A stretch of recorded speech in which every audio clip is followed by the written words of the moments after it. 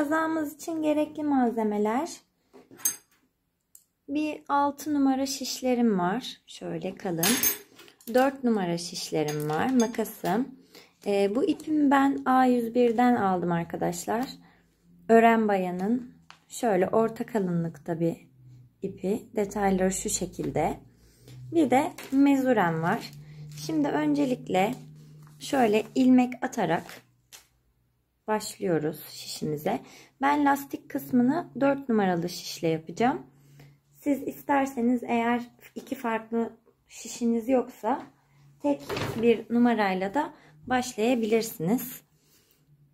Şimdi kalın olan kenara alıyorum. Makasımı da şimdilik kenara aldım. Evet, 92 ilmek şişime ilmeklerimi attım. Başlangıcımı yapmış oldum. Yeni başlayanlar için şöyle detaylı göstermek istiyorum. Lastik örüyoruz arkadaşlar. Lastik örerken şu şekilde bir tane önden geçirip ipimi önden atıyorum. Ve şöyle ikincisinde ipi arkaya alıyorum. Şişimi de arkasına doğru ilmeğimi atıyorum. Bu arada ilk sıra her zaman zordur. Şöyle bir ters bir düz dedikleri bu arkadaşlar. Tekrar öne aldım. Önden tek bir ilmeğime geçirdim. Doluyorum. İlmeğimi çıkardım ve ters için ipimi geri aldım. Ters dediğim arkadan örüyoruz. Şöyle ipi arkadaki şişe dolayıp hop çıkarttım. Bu şekilde bu sırayı tamamlıyorum. Evet, ilk sıramı ördüm.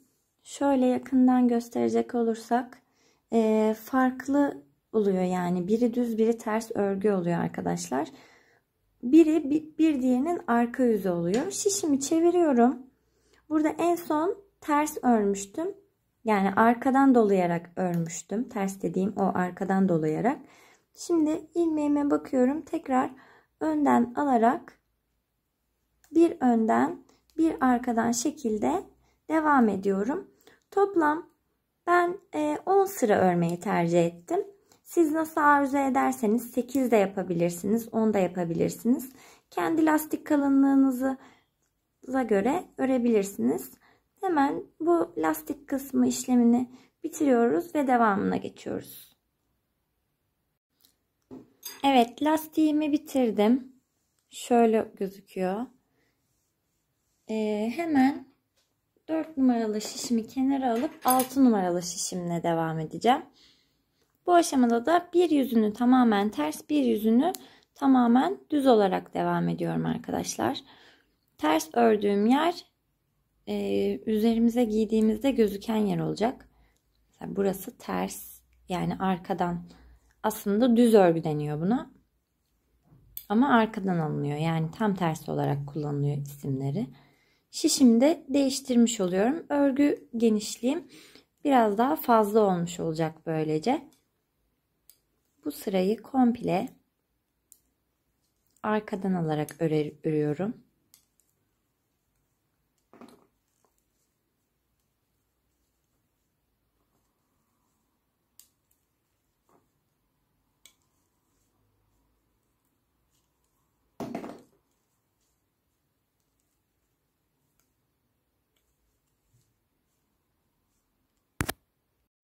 Evet, sıramı bitirdim. Böylece şişim de değişmiş oldu.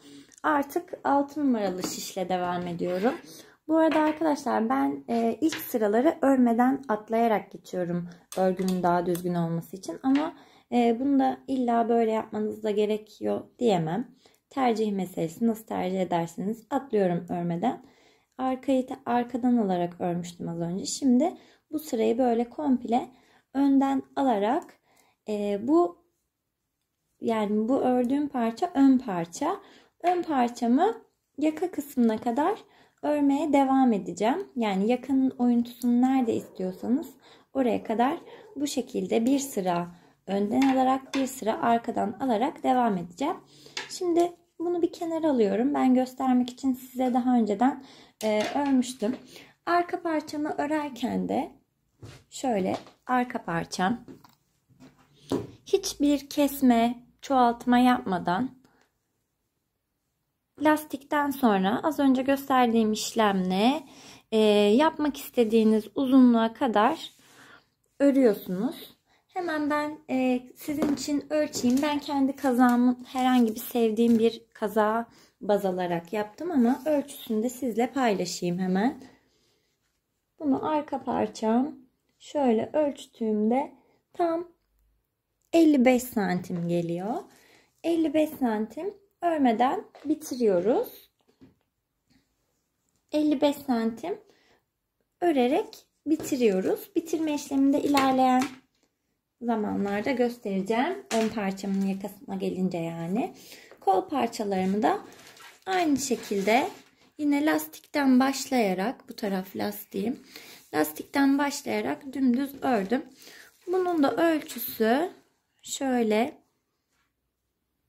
yandan 25 santim, boydan 46 santim. Bunu 60 ilmekle başlıyorum arkadaşlar. Ön ve arka parçalarımı da 92 ilmekle başlıyorum. Bu arada hemen atlamadan 92 ilmek başladığım zaman yandan ölçüsü de tabii sizin elinizin sıklığı, genişliğine göre bu değişebilir. Yandan ölçüsü de tam 59 santim arkadaşlar. Şimdi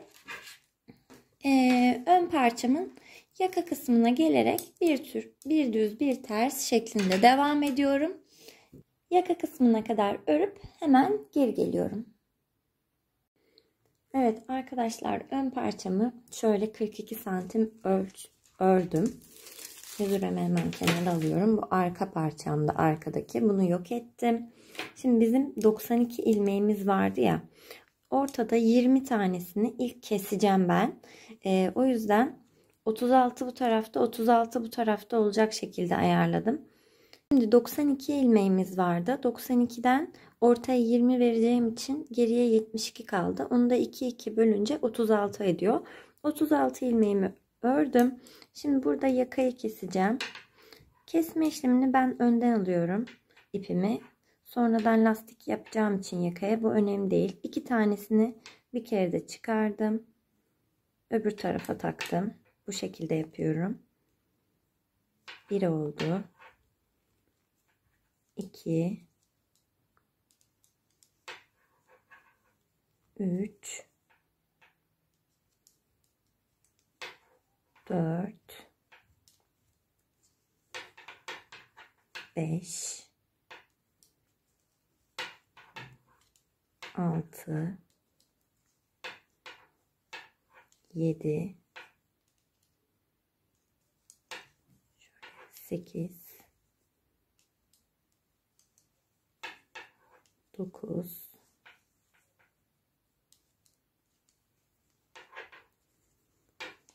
10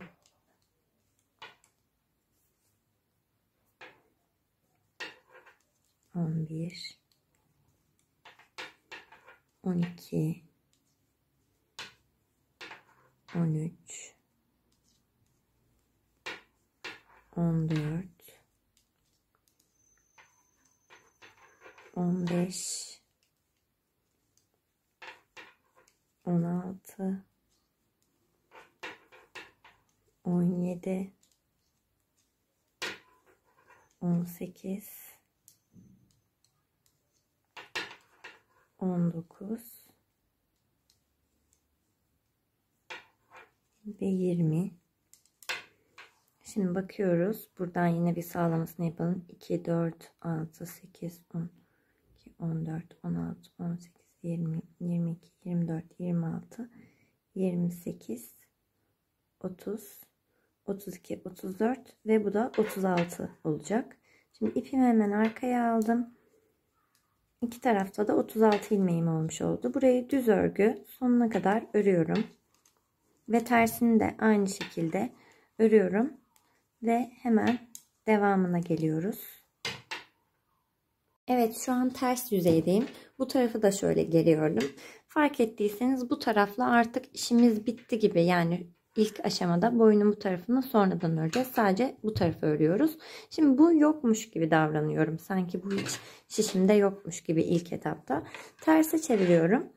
Her düz tarafa, yani ön yüzüne çevirdim. Bu taraf bizi ilgilendirmiyor kısa bir süre. Her ön yüzüne çevirdiğimde burada kesmeyi önden aldığım için ipimi ön alıyorum. Bunu arkadan da yapabilirsiniz. Önemli değil. 1 ve 2 tane ön yüzlerini örerken kesiyorum arkadaşlar. Arka yüzlerini örerken kesmeyeceğim. Normal düz devam ediyorum. Bir taneyi göstereyim hemen tekrardan. Dümdüz örüyorum burayı. Arkayı da kesme işlemi yapmadan tersini öreceğim.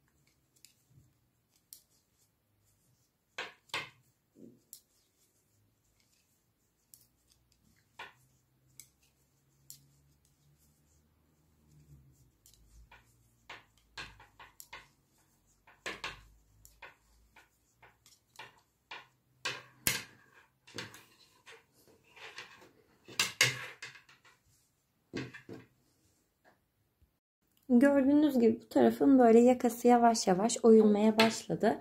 Bu işleme arkayla ön uzunluğu aynı olana kadar devam ediyorum. Bu taraf için ip nasıl bağlanacak hemen gösteriyorum. Burayı örüp hemen geliyorum. Anladığınızı düşünüyorum arkadaşlar. Burada 2 tane kesiyorum. Arka yüzde kesmiyorum ve bu şekilde bu tarafı bunun uzunluğuna göre, arka parçamın uzunluğuna göre devam ettiriyorum. Şimdi arkadaşlar bu tarafı ördüm. Hemen bitirmeyi gösteriyorum. Bu arada bitirme işlemini bilmeyenler arka parçayı ördükten sonra da aynı bu işlemle devam edebilirler. Şöyle 2 tanesini alıyorum. Yakayı kestiğim gibi aynı. 2 taneyi alıp bitirip sol tarafa takıyorum. Bu şekilde bu sırayı tamamlıyorum. En son kalan ipimi de bu sırayı yapıp nasıl kestiğimi göstereceğim hemen.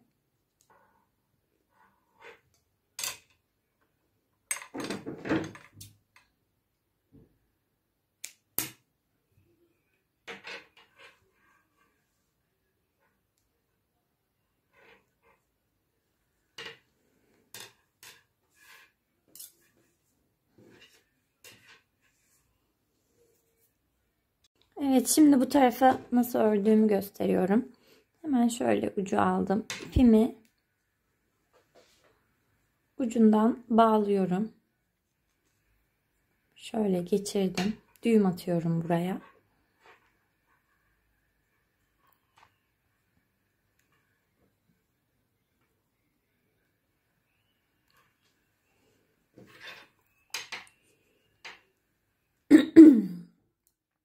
Bağladıktan sonra dümdüz bir ters bir de düz yüzüne örüyorum ve artık eksiltmeleri yaka kısmı bu tarafa denk geldiği için arkadayken devam edeceğim. Hemen burayı hızlıca bir yapayım. Nasıl olduğunu tekrar göstereyim.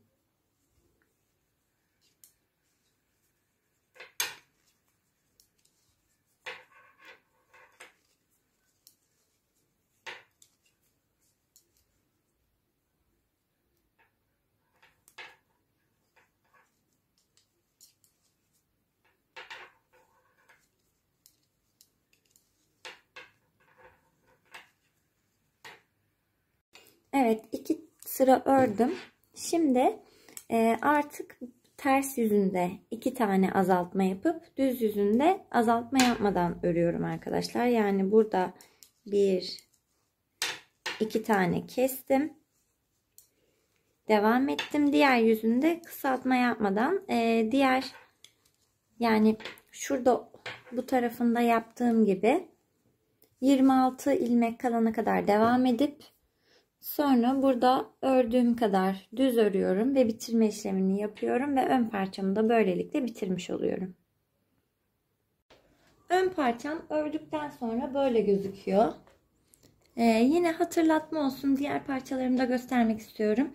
92 yan ilmekle başladım. Aynı bu şekilde arka parçam vardı. Şöyle yine uzunlukları aynı ve 60 santimle başladığım kollarım vardı. Şimdi bunları birleştirme işlemine geldi sıra. Birleştirirken şöyle arka parçamın düz yüzü dışa bakacak şekilde şöyle getiriyorum. Birinci aşama şuralarından birleştirmek olacak. Hemen ben bir iğne ipliğe şöyle geçirdim. Bunu daha iyi görmeniz için şöyle yapıyorum. Şöyle iki parçamı karşılıklı açıyorum. Hemen iki ucunu birleştireceğim. Şöyle bir bu taraftan giriyorum. Şu fazlalık iplerini alıyorum şimdilik.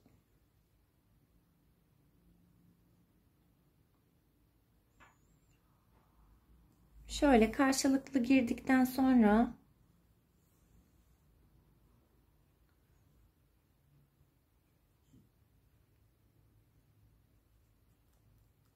tersten girdim. Arkada olacaktı. Şöyle.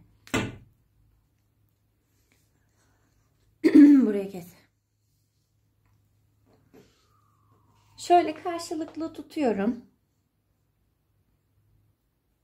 Birinci işlem olarak alttan şöyle ipimi çıkarttım. Aynı şekilde buradan da çıkarttım. Buradan hemen bir sonrakine batıyorum. Yani ileriye doğru itiyorum. İpim uzun olduğu için biraz zor olacak ilk başlangıcı. Yine aynı şekilde şurada dikişi görüyorsunuz. İlmeğin şöyle detaylı gözüküyor diye tahmin ediyorum.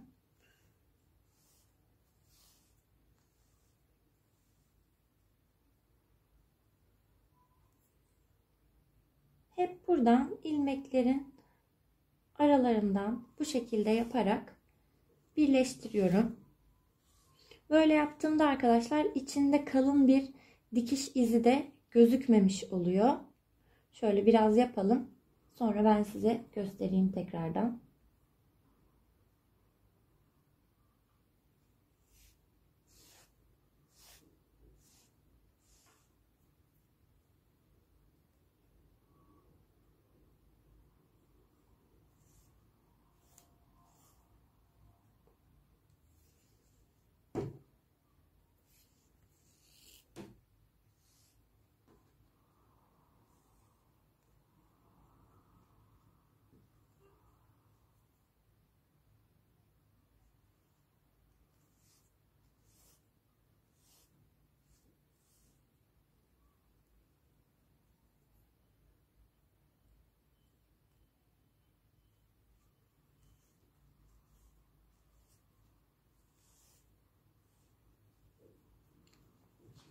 Bu şekilde birleştireceğim arkadaşlar. Bakın iç kısmında da şöyle gözüküyor.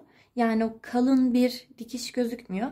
Bu şekilde şöyle zaten buradan belli oluyor. Yakanın iki kenarını da bu şekilde birleştiriyorum ve hemen geliyorum. Evet, omuzlarını birleştirdim. Şimdi kollarını şöyle alıyorum. En orta noktasını şöyle tespit ediyorum. En orta noktasını bulduktan sonra şöyle şu kenara koyup yine aynı dikme işlemiyle iki tarafı da dikiyorum. Daha sonra burayı dikili düşünürsek şu şekilde yapıyorum. Şuradan şöyle katladığım zaman burası dikili olmuş olacak. Şöyle yine etek uçlarını birbirinin üstüne getirip buradan da tek bir dikişle hem kolunu kapatmış olacağım hem de yan çizgilerini kapatmış olacağım.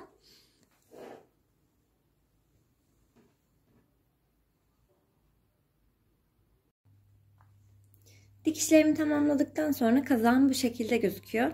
Şimdi yine ince olan şişim, yani 4 numaralı şişimle şöyle 110 ilmekten lastik ördüm arkadaşlar.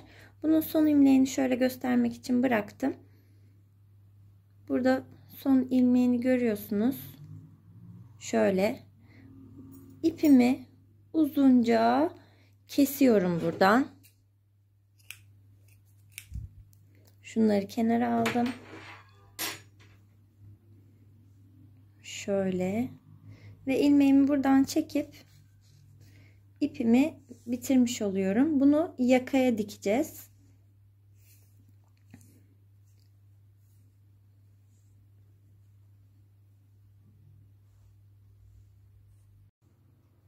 Evet, bıraktığım kenardaki ipi iğneme geçirdim. Şimdi bunun iki kenarını şöyle alıyorum. Ve buradan dikme yöntemimi de göstermek istiyorum arkadaşlar. Burada şu düz örgünün en başından batıyorum. Şöyle ve altından çıkıyorum.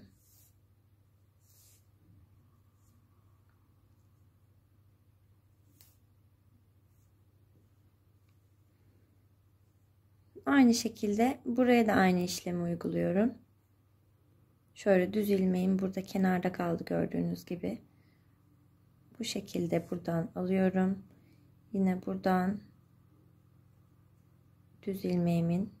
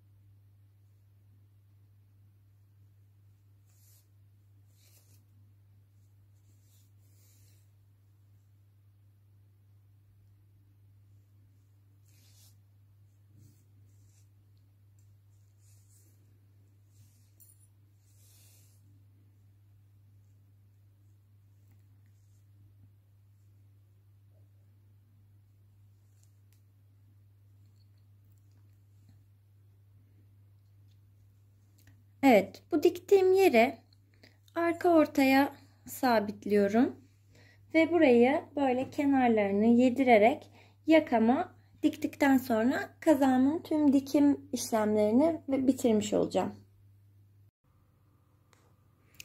Evet, kazağımın tüm dikişleri bittikten sonra da böyle gözüküyor.